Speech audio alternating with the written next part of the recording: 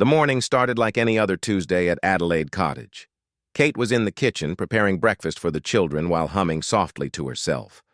The scent of fresh coffee filled the air, and golden sunlight streamed through the windows, casting warm patterns across the wooden floor. William had already left early for his royal duties, but not before stealing a quick kiss and promising to be home for dinner.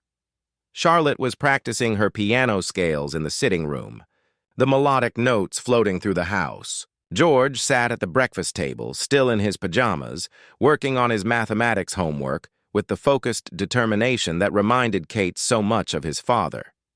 Little Louis was building an elaborate castle with his wooden blocks, occasionally letting out delighted squeals when a tower stood particularly tall. The phone rang at exactly 9:47. Kate glanced at the caller display and saw it was William's private secretary.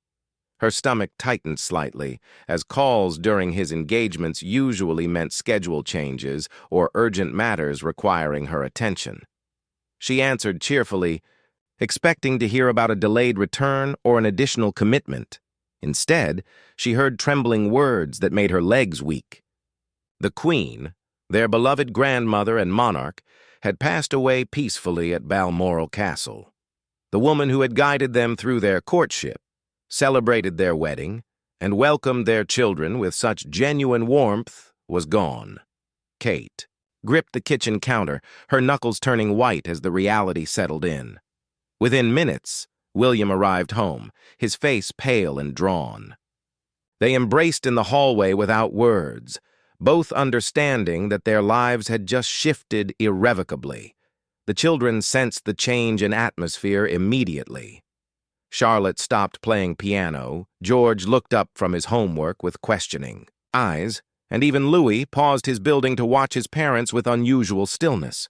Explaining death to children is never easy, but explaining the death of the Queen required delicate handling.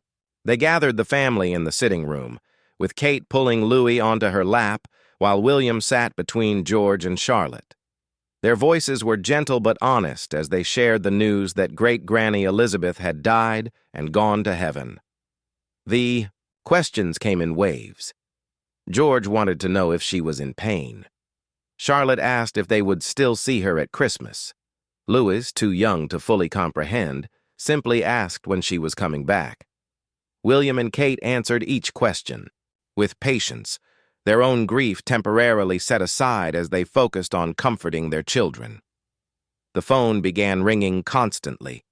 Messages poured in from family members, government officials, and close friends.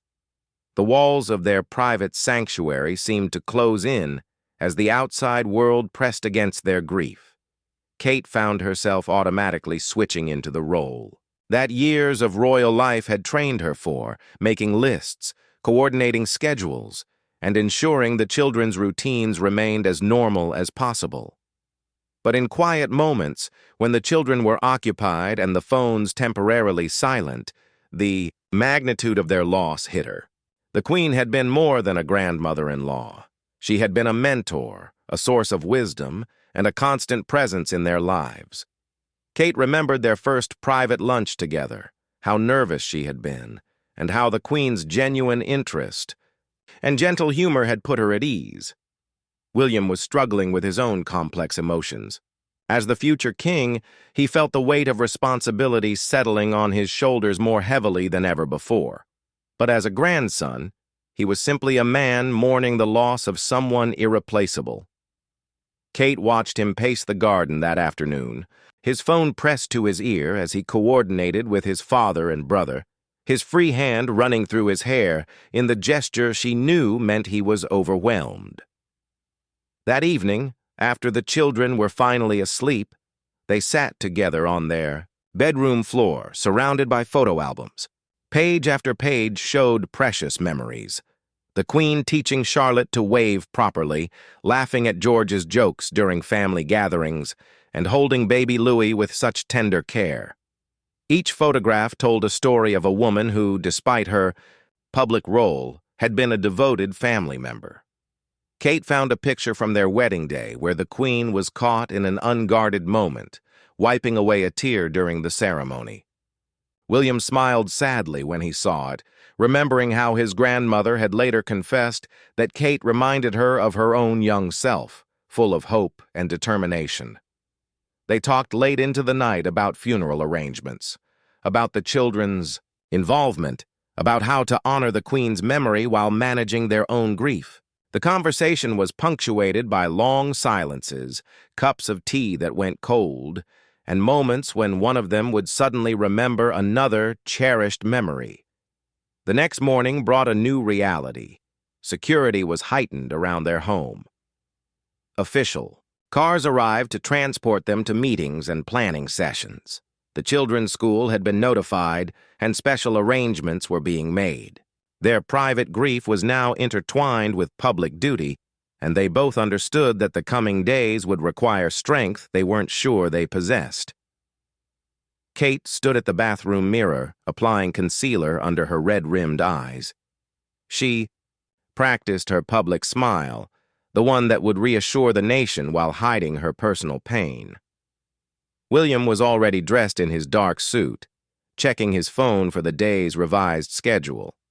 They moved around each other with the practiced ease of a couple who had weathered many storms together. Before leaving the house, they gathered the children for another family moment. The normalcy of breakfast routines and school preparations felt surreal against the backdrop of their loss. Charlotte asked if wearing black would make Great-Granny sad, and Kate assured her that the Queen would want them to wear whatever made them feel comfortable. As their car pulled away from Adelaide Cottage, Kate watched their home disappear in the rear window. It would be days, possibly weeks, before they could return to anything resembling normal family life. The Queen's death had not just ended an era for the nation, it had fundamentally changed their family's trajectory, propelling them toward a future they had always known was coming but never felt ready to embrace. The corridors of Buckingham Palace felt different that Wednesday morning. Staff members moved with hushed urgency, their usual chatter replaced by respectful whispers and the sound of countless footsteps on marble floors. Kate walked beside William, her heels clicking rhythmically as they made their way to the blue drawing room for the first of many planning meetings that would shape the Queen's farewell. Officials in dark suits filled the ornate room, their faces grave and focused. Maps, schedules, and protocol documents covered every available surface. The Lord Chamberlain stood at the head of the table, his voice steady as he outlined the complex arrangements that would unfold over the next 10 days. Kate found herself taking notes, partly to help remember the overwhelming details, but mostly to keep her hands busy and her mind focused on practical matters rather than the grief that threatened to overwhelm her. The state funeral would be the largest gathering of world leaders in decades. Presidents, prime ministers, and royalty from across the globe would attend. Every detail required careful consideration, from seating arrangements that reflected delicate diplomatic relationships to security measures that would protect hundreds of dignitaries while allowing the public to mourn alongside them. William listened intently as officials discussed the procession route. The Queen's coffin would travel through London's historic streets, past landmarks that had defined her reign. He remembered walking behind his mother's coffin as a young boy, the weight of public grief mixing with his private sorrow.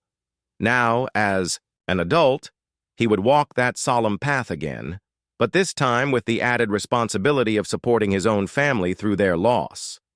Kate's mind wandered to the children during discussions about television coverage and international protocols. Charlotte had asked that morning if she could wear her favorite dress to say goodbye to Great-Granny. George had quietly requested to carry something that belonged to the Queen. Louis, still struggling to understand the permanence of death, had packed a drawing in his school bag to give her when she came back. The conversation turned to personal touches within the formal ceremony. What flowers would adorn the coffin? Which hymns would best reflect the Queen's faith and character? Kate found herself remembering the Queen's love of sweet peas and her preference for traditional melodies during family gatherings. These small, personal details would transform the state occasion into something more intimate, a true reflection of the woman they had all loved. During a brief break, Kate and William stepped onto the palace balcony overlooking the gardens. The autumn air was crisp, carrying the faint scent of dying leaves and the distant sounds of London traffic. Below them, gardeners continued their work, tending to flowers that the Queen would never see again. The normalcy of their routine felt both comforting and heartbreaking. William spoke quietly about his grandmother's wishes, shared in private conversations over the years. She had wanted her farewell to be dignified but not overly somber, meaningful, but not self-indulgent. She understood that her funeral would mark the end of an era, but she hoped it would also celebrate the continuity of the institution she had devoted her life to serving. Kate watched mourners already gathering outside. The palace gates, many clutching flowers, photographs, and handwritten notes. The outpouring of public affection was both touching and overwhelming. She thought about how the Queen had always found strength in the people's support during difficult times, and how that same support would need to sustain the royal family in the days ahead. Back inside, discussions had moved to the role of family members during the ceremony. The Queen's great-grandchildren were too young for the full ceremony, but their presence at certain moments would provide comfort to the family and show the continuation of the royal line. Kate felt the familiar tug between protecting her children's privacy and acknowledging their public roles. The afternoon brought meetings with representatives from the military units that would participate in the procession. The precision and dedication of these men and women, many of whom had served under the Queen for decades, was evident in their every word and gesture. Kate watched William interact with them, seeing how naturally he embodied the respect and appreciation that had defined his grandmother's relationship with the armed forces. As evening approached, they returned to their temporary quarters in the palace. The children had spent the day with their nanny, maintaining their school routines as much as possible while adjusting to their new temporary home. Kate found them in the nursery that had once hosted their father and uncle, playing quietly with toys that had been William's during his own childhood visits. Dinner was a strange affair, formal palace staff serving simple children's favorites in rooms designed for state banquets. Charlotte asked why they couldn't go home, and William explained that they needed to be close to help with arrangements for Great-Granny's funeral.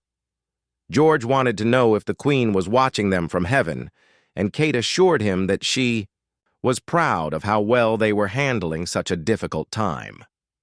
Later, after the children were settled in beds that felt too big and rooms that felt too grand, Kate and William walked through the palace corridors. They passed portraits of previous monarchs, each reminding them of the historical significance of the moment they were living through. The Queen's own image looked down at them from multiple frames, capturing different stages of her long life and reign. In their private sitting room, they reviewed the day's decisions and prepared for tomorrow's challenges. International guests were beginning to arrive, each bringing their own security requirements and protocol needs. The media attention was intensifying, with cameras positioned at every possible vantage point around the palace and along the funeral route. William received updates on his father, who was managing his own grief while simultaneously stepping into his new role as monarch. The transition was happening during the most emotionally charged time possible, requiring strength and clarity when both were in short supply. Kate watched her husband process this information, seeing the boy who had lost his mother and the man who would one day be king wrestling with competing demands. Before bed, they called William's brother Harry, who was making his own journey back to England. The conversation was brief but meaningful, family unity taking precedence over any personal differences in the face of their shared loss. Kate listened to the brothers plan their grandmother's farewell, remembering happier times when the four of them had worked together on royal engagements and charitable initiatives. As she finally closed her eyes that night, Kate thought about the woman who had welcomed her into this extraordinary family. The Queen had offered guidance without judgment, support without conditions, and love without reservations. Tomorrow would bring new challenges in planning her farewell, but tonight, Kate simply held on to memories of a remarkable woman who had shown her what it meant to serve with dignity, love with discretion, and lead with grace. Thursday morning brought an unexpected request that caught Kate completely off guard.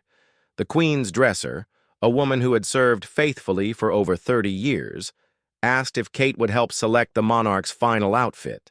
Standing in the Queen's private wardrobe, surrounded by decades of carefully preserved garments, Kate felt the profound intimacy of the moment.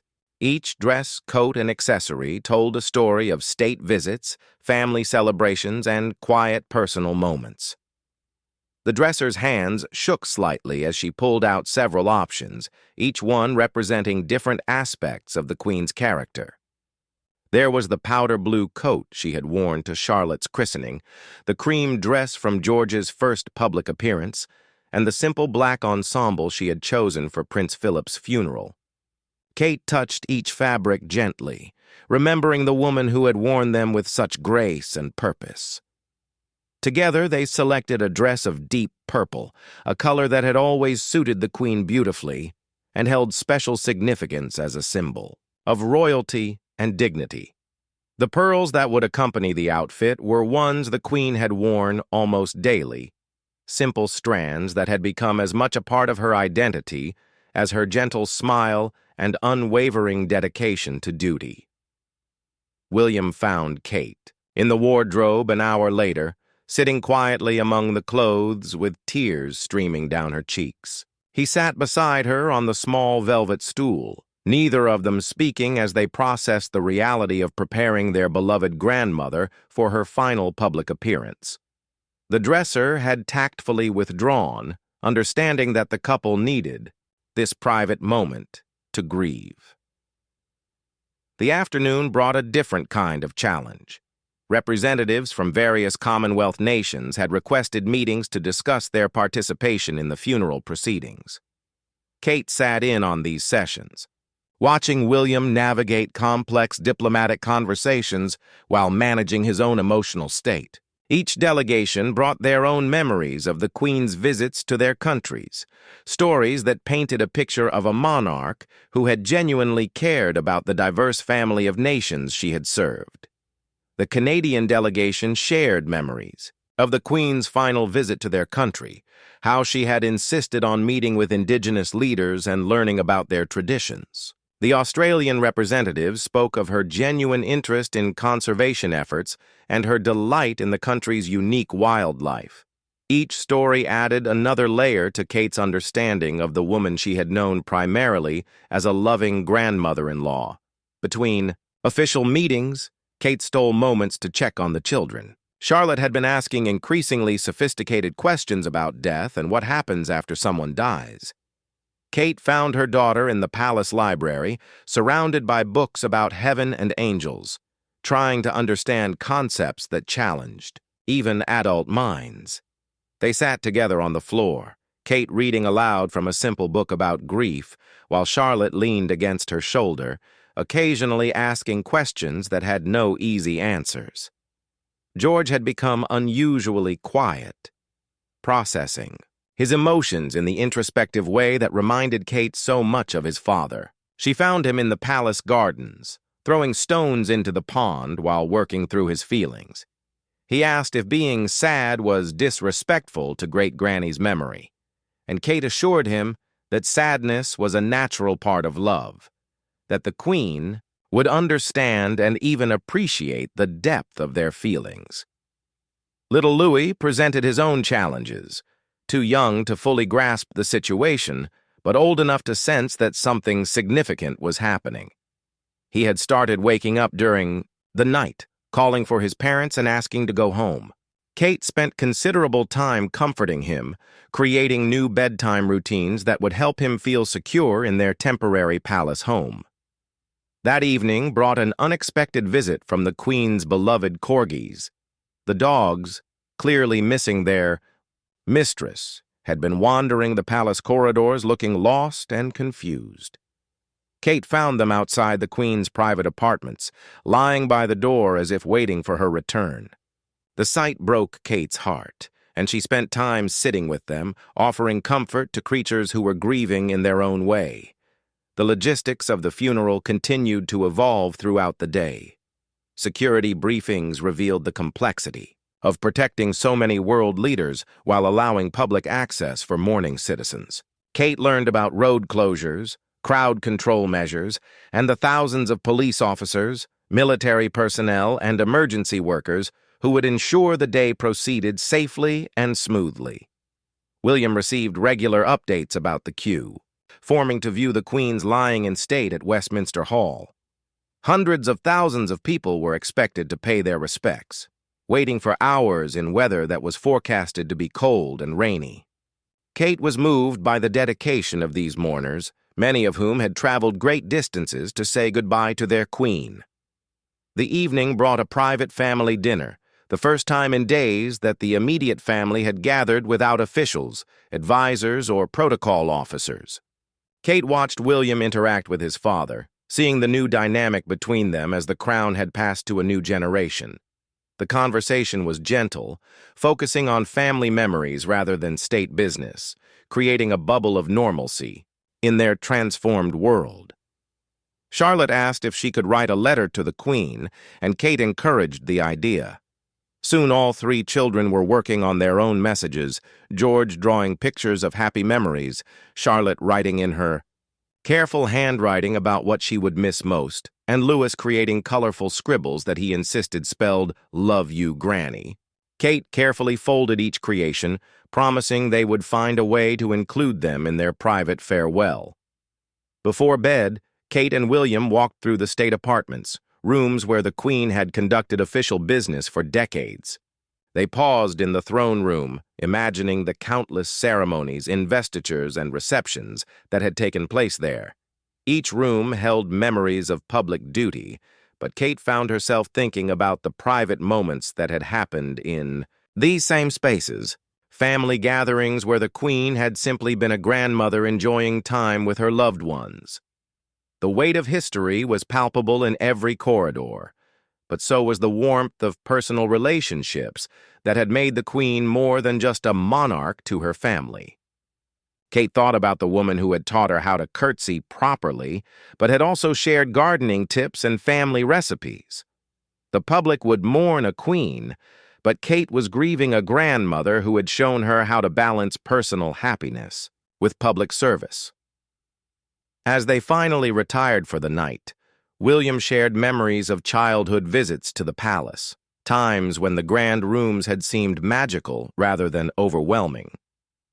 Kate listened to stories of hide-and-seek games in state, apartments, and informal meals in rooms designed for diplomatic dinners. These glimpses of the Queen as a playful grandmother helped Kate understand how the monarch had managed to maintain her humanity while serving such a demanding public role.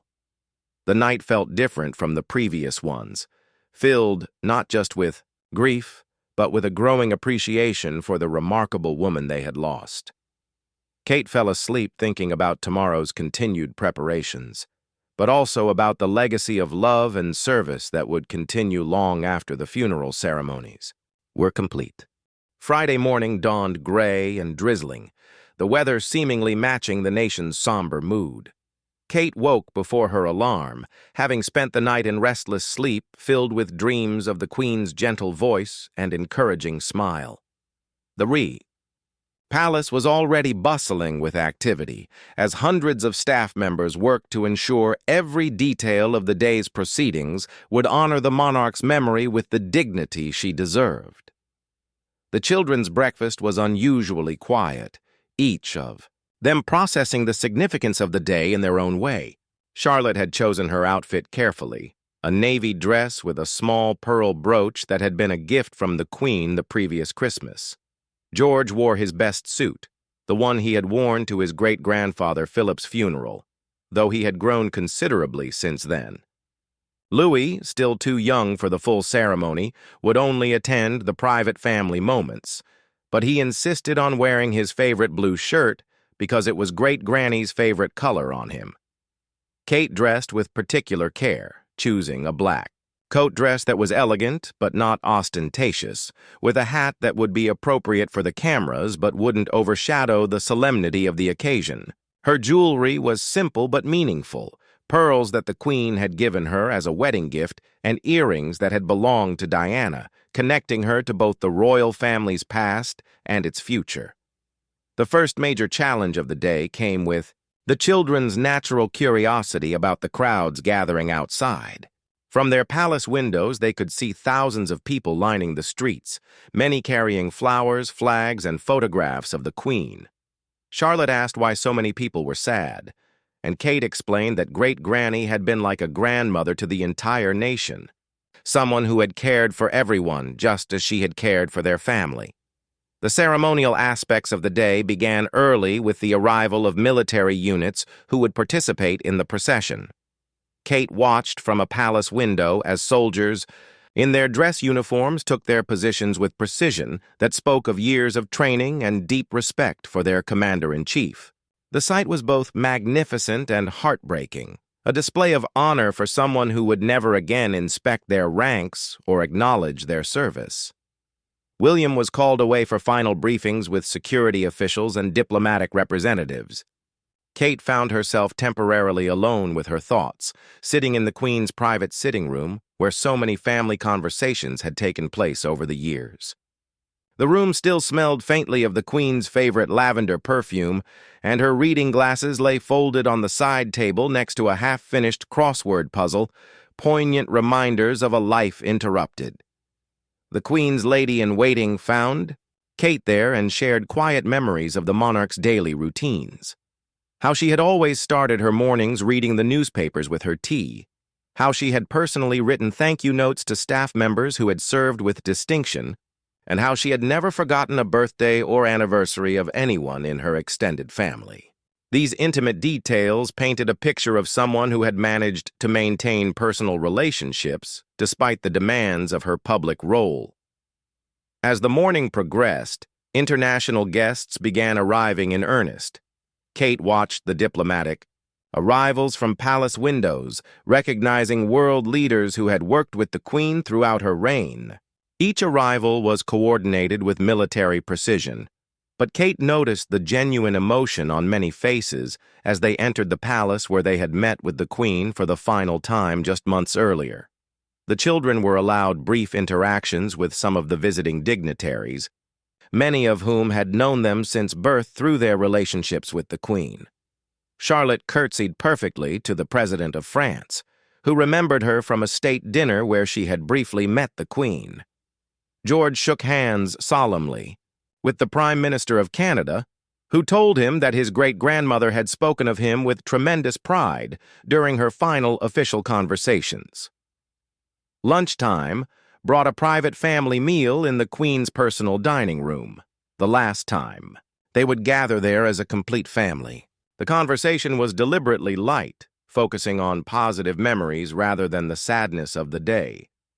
Kate listened as William shared stories of childhood pranks played in palace corridors and family Christmas mornings when the Queen had been more interested in her grandchildren's gifts than the expensive presents from world leaders. The afternoon rehearsal was emotionally challenging for everyone involved. Walking through the exact steps they would take during the funeral procession, Kate felt the weight of public expectation mixing with private grief.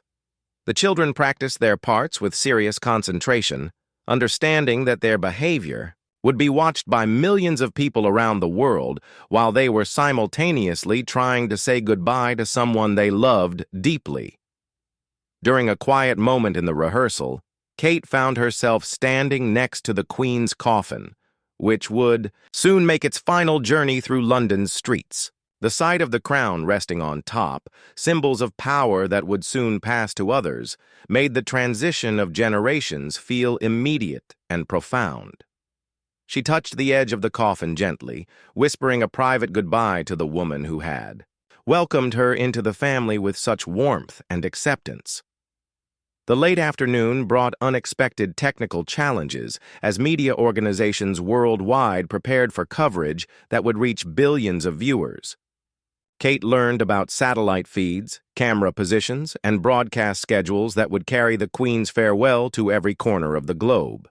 The scope of international interest demonstrated the Queen's unique position as a figure who had transcended national boundaries to become a symbol of stability and continuity in an uncertain world.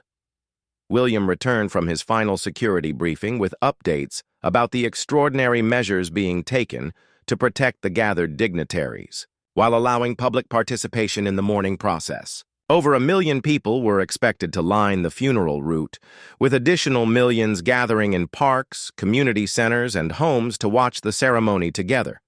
The shared national experience of grief was something the Queen herself would have found deeply moving.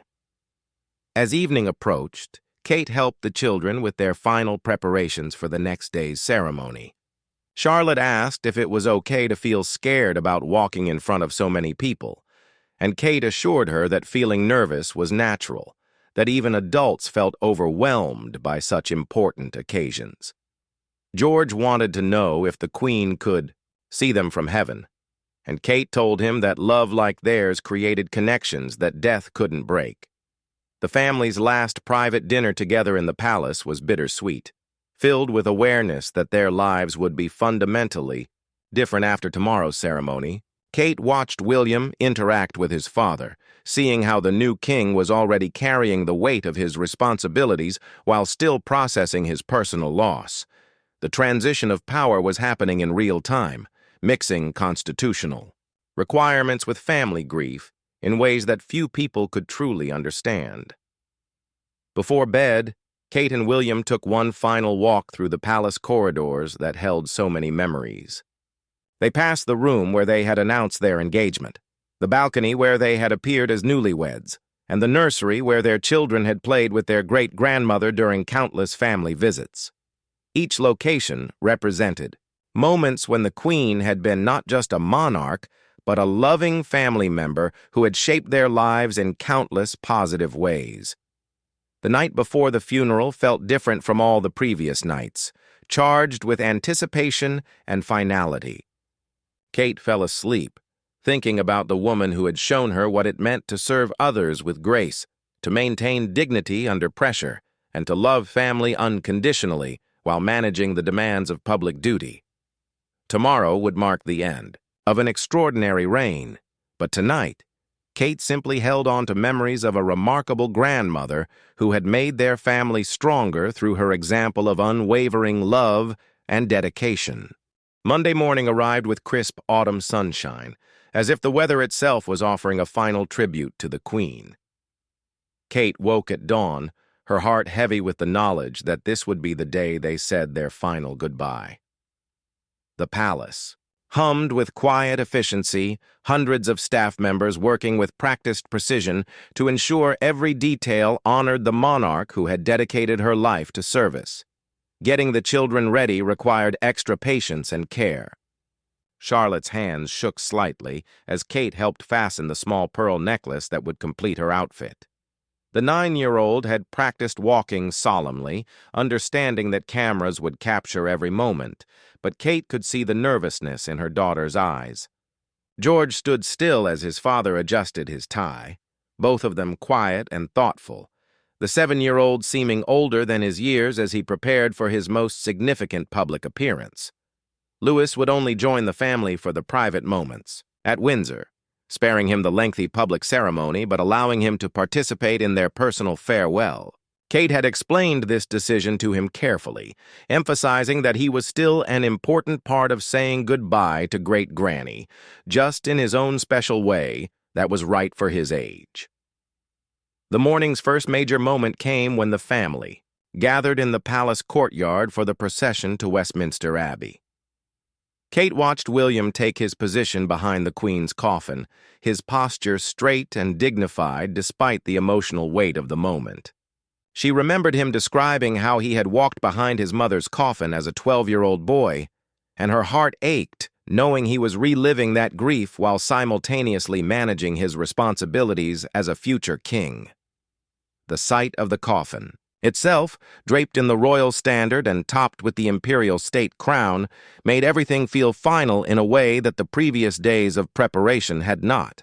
Kate touched Charlotte's shoulder gently as they took their positions in the following car, both of them understanding that they were about to participate in a ceremony that would be remembered throughout history.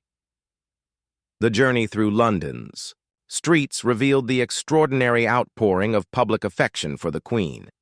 Thousands upon thousands of people lined the route, many having camped overnight to secure the best viewing positions. Kate saw elderly women dabbing their eyes with handkerchiefs, young families holding children on their shoulders to witness history, and military veterans standing at attention in their service medals. The diversity of ages, backgrounds, and nationalities demonstrated the Queen's unique ability to unite people across all divisions. Charlotte pressed her face to the car window, amazed by the sea of people. She whispered to Kate that she had never seen so many flowers, referring to the countless bouquets, wreaths, and single stems that mourners had brought as tributes. Kate explained quietly that each flower represented someone's love and respect for Great Granny, showing how much she had meant to people she had never personally met but had faithfully served. Westminster Abbey looked magnificent in the morning. Light, its ancient stones bearing witness to centuries of royal ceremonies, coronations, and farewells. Kate had been married in this same sacred space 11 years earlier, when the Queen had watched with obvious joy as another generation committed to serving the monarchy and the nation. Today, the atmosphere was completely different, filled with solemnity and reverence rather than celebration, yet equally significant in the life of the royal family. Inside the Abbey, Kate was struck by the gathering of world leaders, Commonwealth representatives, and distinguished guests who had come to pay their respects. Presidents and prime ministers who rarely appeared together sat side by side, their usual political differences set aside in recognition of the Queen's unique role as a figure who had transcended partisan boundaries throughout her 70-year reign. The service itself was both magnificent and deeply personal. The hymns were ones the Queen had loved, the readings reflected her strong Christian faith, and the prayers acknowledged both her public service and her private devotion to family. Kate listened to the Archbishop of Canterbury's tribute, which captured the essence of a woman who had managed to remain approachable and human while carrying the weight of constitutional monarchy for longer than most people could imagine. Charlotte sat perfectly still throughout the ceremony, her small hand occasionally reaching for Kate's when the emotion became overwhelming. George's attention never wavered from the proceedings, his young mind clearly trying to understand the historical significance of what he was witnessing. Kate felt proud of both children, knowing that their behavior reflected the values the Queen had tried to instill in all her descendants. The moment when the last post was played, followed by 2 minutes of silence, felt suspended in time. Kate closed her eyes and thought about all the private conversations she had shared with the Queen, the gentle advice about marriage and motherhood, the shared laughter over the children's antics, and the quiet support during challenging periods. These personal memories provided comfort during a ceremony that was necessarily public and formal. The procession to Windsor Castle offered a different perspective on the nation's grief. The crowds along this route were smaller but no less emotional, with many people throwing flower petals as the cortege passed. Kate noticed how the landscape became more personal and intimate as they traveled toward the castle where the Queen had spent her happiest private moments, away from the pressures of official royal residences. Windsor Castle itself felt like coming home in a way that Buckingham Palace never quite did. This was where the Queen had walked her dogs, entertained close friends, and enjoyed quiet family gatherings away from public scrutiny. The sight of staff members lining the entrance, many with tears streaming down their faces, reminded Kate that they weren't just saying goodbye to a monarch, but to someone who had been a considerate and caring employer for decades. The private family service in St. George's Chapel was the most emotionally challenging part of the day. With cameras excluded and public attention focused elsewhere, the family could finally grieve openly and personally. Kate watched William struggle to maintain his composure as he delivered a brief tribute to his grandmother, his voice breaking slightly when he spoke about her love for her great-grandchildren and her hopes for their futures. Charlotte and George were able to place their handwritten letters near the coffin, their small gifts mixing with the formal floral tributes from world leaders and heads of state. Louis, who had joined them for this private moment, approached the coffin with the drawing he had created, his innocent gesture bringing tears to adult eyes that had remained dry throughout the public ceremony. The final moment, when the Queen's coffin was lowered into the royal vault, brought a sense of completion that was both peaceful and heartbreaking. Kate held William's hand tightly, feeling him trembling slightly as he watched his grandmother begin her final rest alongside his grandfather Philip and generations of royal ancestors. The privacy of this moment allowed authentic emotion that the public ceremony had necessarily constrained. As they walked back through the chapel, Kate noticed the late afternoon sunlight streaming through the stained glass windows, casting colorful patterns across the stone floor. The beauty of the moment seemed like a sign that the Queen was at peace, surrounded by the sacred atmosphere of a place that had been important to her throughout her life. The evening gathering at Windsor Castle was subdued but somehow healing. Family members sharing memories and supporting each other through their shared loss. Kate listened to stories about the Queen's sense of humor, her practical jokes, and her genuine interest in the lives of everyone around her. These glimpses of her personality behind the public image helped transform the day's formal farewell into something more personal and ultimately comforting. Before leaving Windsor, Kate took a quiet moment alone in the Queen's private sitting room, now empty, but still filled with her presence. She thought about the woman who had shown her how to balance public duty with personal happiness, how to maintain grace under pressure, and how to love a family while serving a nation. The lessons learned from the Queen would guide Kate throughout her own royal journey, ensuring that the monarch's legacy of service and devotion would continue through future generations. The drive back to their temporary quarters was quiet, each family member lost in their own thoughts about the day's significance. Charlotte fell asleep against Kate's shoulder, emotionally exhausted from the day's events, but having conducted herself with remarkable maturity. George stared out the window at the darkening countryside, processing experiences that few children his age would ever encounter. William drove in contemplative silence, occasionally glancing at his family in the rearview mirror. Kate could see the weight of new responsibilities settling on his shoulders, the awareness that the Queen's death had moved him one step closer to the throne. Yet she also saw the loving father and husband who had supported his family through one of the most challenging days of their lives. As they finally reached their rooms, Kate helped the children prepare for bed, their usual routines providing comfort after such an extraordinary day. Charlotte asked if the Queen was happy now that she was with great-grandpa Philip again, and Kate assured her that they were together and watching over their family with love and pride. The day had been a masterpiece of ceremonial dignity, but more importantly, it had been a fitting farewell to a woman who had touched countless lives through her example of unwavering service. Kate fell asleep that night feeling grateful for the privilege of having known the Queen personally and determined to honor her memory through her own commitment to the family and the nation they served together. 3 weeks after the funeral, Kate found herself standing in the Queen's private garden at Balmoral Castle, where autumn had painted the Scottish landscape in brilliant shades of gold and crimson. The family had come to collect personal belongings and to experience the place, where the Queen had spent her final peaceful days. The castle felt different without her presence, quieter somehow, as if the very walls missed the gentle authority that had guided the household for so many decades. William walked beside her along the gravel paths where the Queen had taken her, daily constitutional, often accompanied by her beloved corgis who now lived with other family members. The dogs had adapted to their new homes, but Kate noticed they still looked toward the castle's entrance whenever cars approached, as if hoping their mistress might return from another of her royal duties. Charlotte had asked to visit the Queen's bedroom, where she had spent countless hours during family holidays, listening to stories and receiving gentle guidance about growing up in the public eye.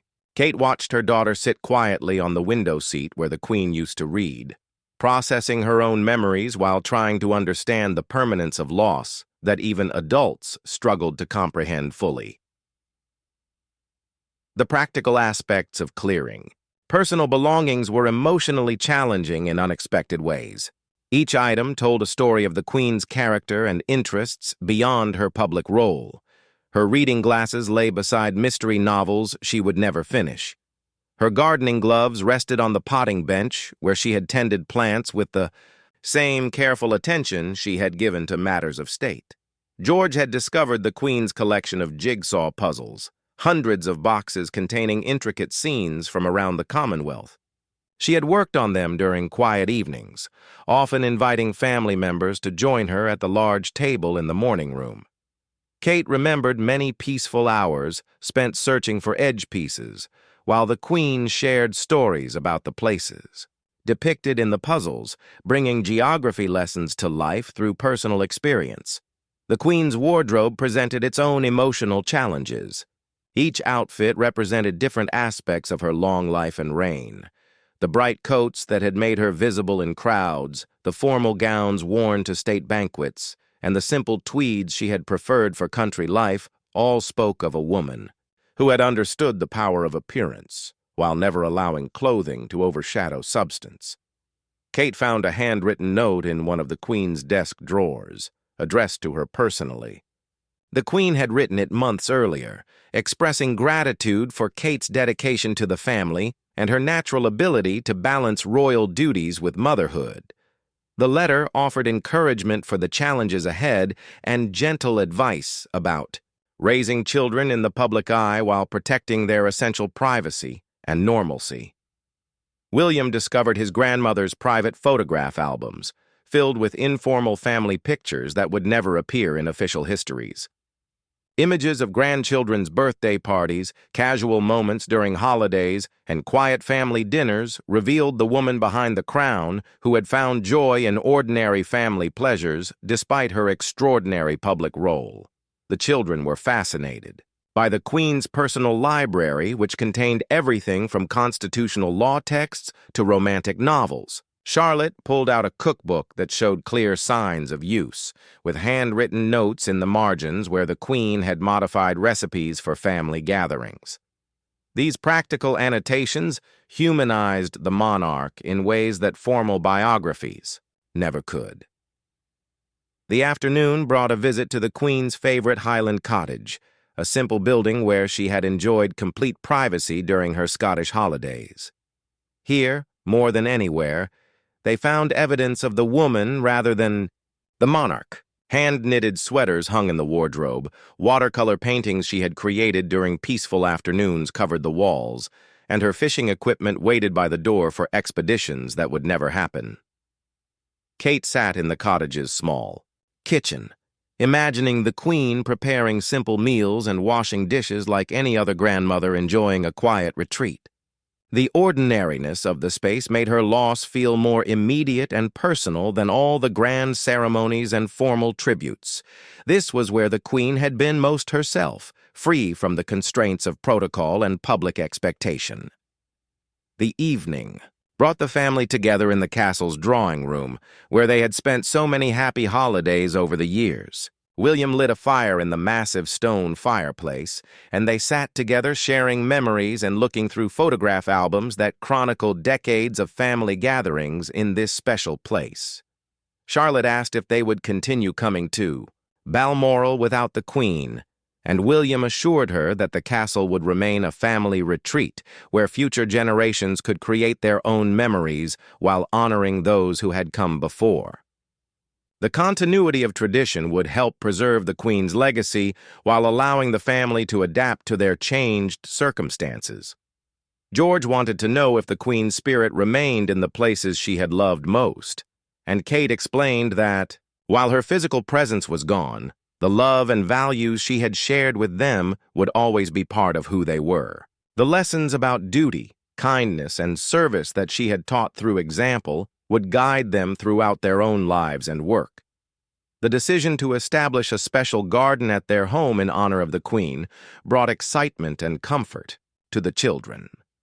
They planned which flowers she had loved most, where to place the bench for quiet reflection, and how to create a space that would remind them daily of her gentle wisdom and unconditional love. Kate began writing in a journal, that evening recording memories and conversations that might otherwise fade with time. She wanted to preserve the Queen's words of advice, her expressions of pride in her great-grandchildren, and her hopes for the family's future. These private reflections would become a treasured family record of the woman behind the public image. Weeks that followed brought gradual adjustment to life without the Queen's guiding presence. William struggled initially with making decisions that he had always discussed with his grandmother, but Kate watched him grow into his expanded role with increasing confidence. The values and principles the Queen had instilled in him provided a strong foundation for the challenges ahead. Charlotte's piano playing improved dramatically as she worked to master pieces the Queen had particularly enjoyed.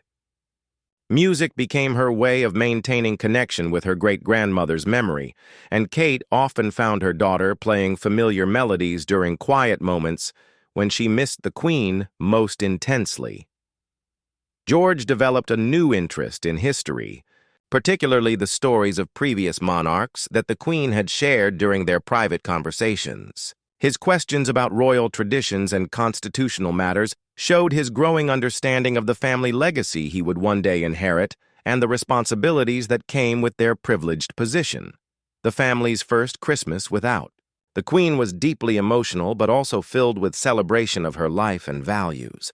They incorporated traditions she had established, shared favorite foods she had enjoyed, and told stories that kept her memory alive for the younger generation who would carry her legacy into the future.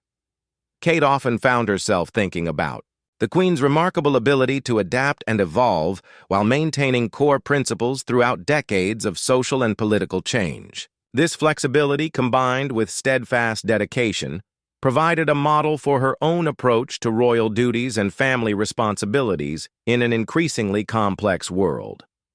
The months ahead would bring new challenges and opportunities, but Kate felt confident that the foundation of love, service, and dignity that the Queen had established would sustain the family through whatever lay ahead.